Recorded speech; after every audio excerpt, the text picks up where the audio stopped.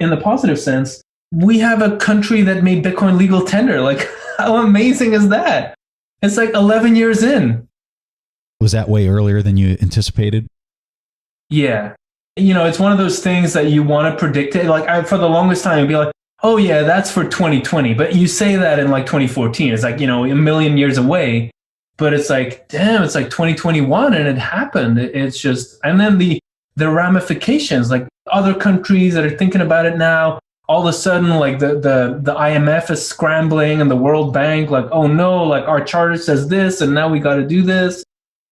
Talk to people about that, because I'm not sure that everyone's tracking that comment that you just made about the IMF having to kind of honor.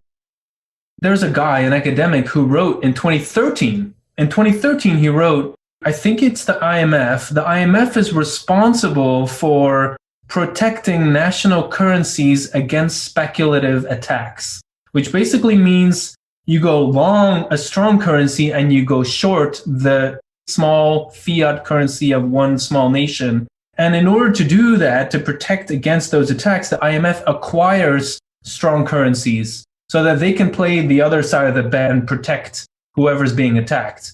And so in 2013, a paper, PDF in a peer-reviewed paper appeared that suggesting like, well, one day the IMF should buy Bitcoin because people are going to use Bitcoin to do these type of attacks, which is basically you borrow the fiat currency and you buy Bitcoin with the borrowings, which is the MicroStrategy strategy.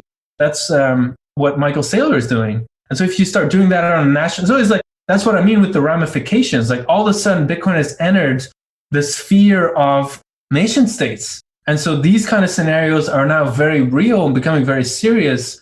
And that's like, wow, like, is the IMF going to have to do that? And like, I think the World Bank is something similar where their charter says that they support whichever the legal tenders are of all the countries. And so now they have to offer support for Bitcoin as well. So it's interesting. I mean, of course, I think they're going to wiggle and they're going to try and change the rules, and knowing politics, that's probably going to happen. But we have our field day, like leaning back and, eating some popcorn, watching them trying to wriggle from under this.